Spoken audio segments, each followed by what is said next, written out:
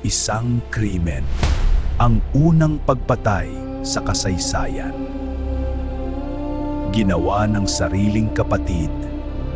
Katahimikan pagkatapos ng galing. Pero ang lupa, sumisigaw.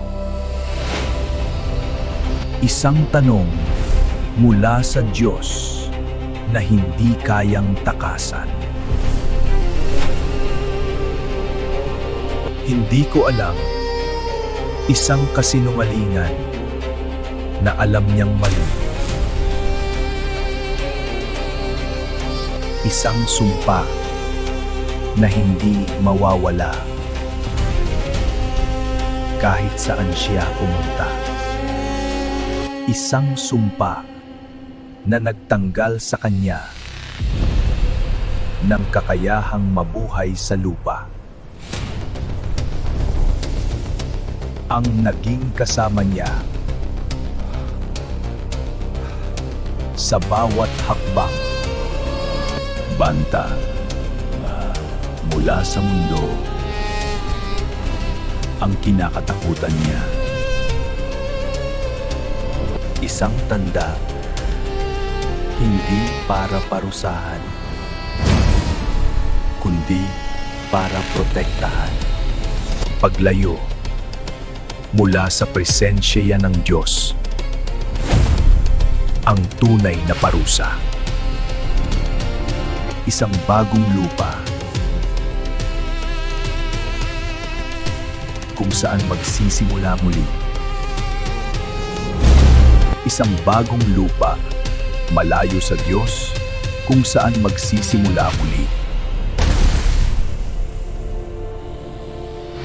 Sa kabila ng lahat, nagpatuloy ang buhay at nagkaroon siya ng pamilya. Isang anak, simbolo ng pag-asa sa gitna ng sumpa. Hindi lang paglalagalag, kundi pagtatayo ang kanyang pinili. Isang lungsod, unang sibilisasyon mula sa kamay ni Cain. Isang mamamatay tao, ngunit dala ang nakaraan. Ahoy! Kontrol sa kalikasan. Simula ng pag-unlad. Kasangkapan, unang teknolohiya ng sangkatauhan.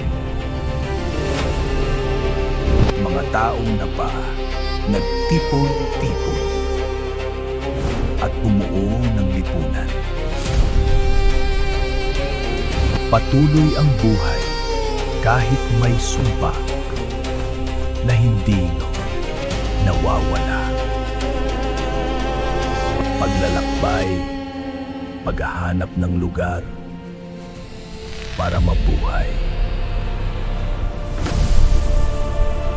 Paglipat mula sa nakaraan.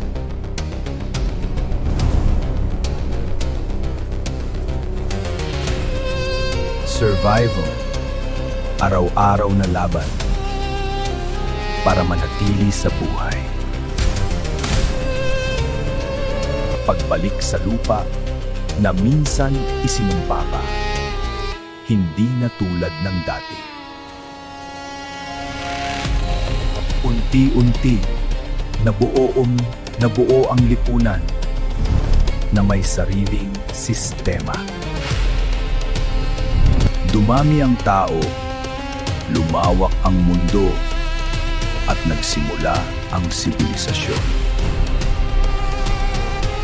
Guilt, hindi nawawala kahit lumipas ang panahon. Alaala na hindi mabura kahit anong gawin niya. Sa gitna ng marami, siya ay nag-iisa dahil sa kasalanan.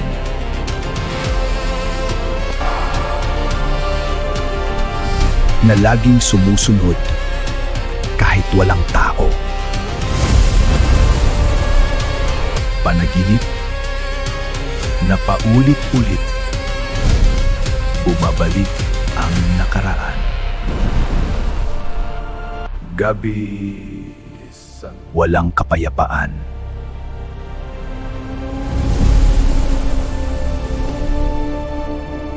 Pagsisisi na huli na.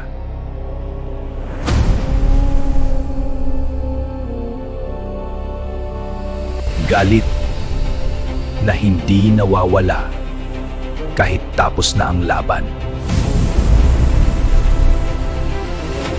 Sa loob niya, may dalawang laban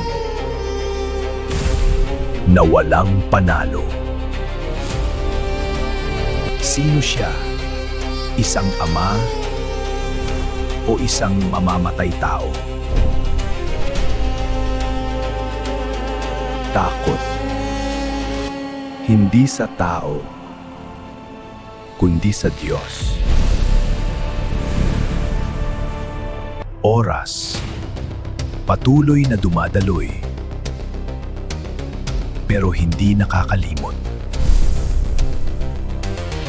Nagbago siya sa paglipas ng panahon, pero hindi sa nakaraan. Isang lahi ang nagsimula kay Cain at patuloy na lumago. Musika, simula ng kultura ng sangkatauhan. Lumawak ang mundo, dumami ang tao, at umunlad ang buhay. Kasalanan patuloy na kumalat sa buong mundo. Paghihiganti hindi natapos, kundi lumala. Pagkabulok ng puso ng tao ang naging resulta.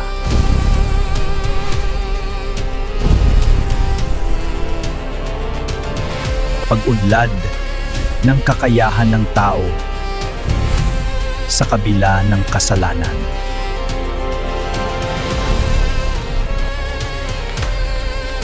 Unang paghubog ng bakal, simula ng teknolohiya.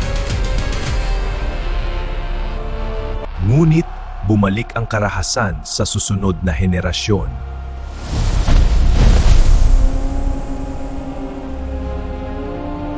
Ang kwento ni Cain hindi natapos, kundi nagpatuloy.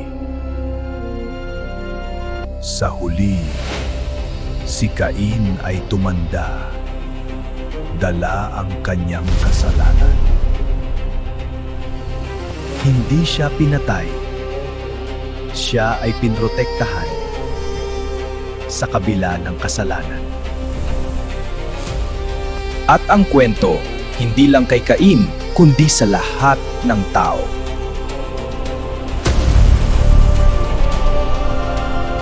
Tanong, sa bawat puso,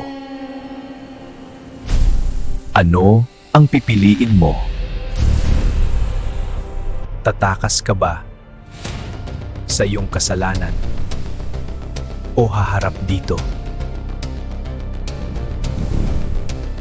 Lumipas ang panahon, nagbago ang mundo, ngunit hindi ang nakaraan. Sa bawat isa, may bahagi ni Cain na kailangang harapin. Kung ikaw si Cain, tatakbo ka ba o hahanapin ang Diyos?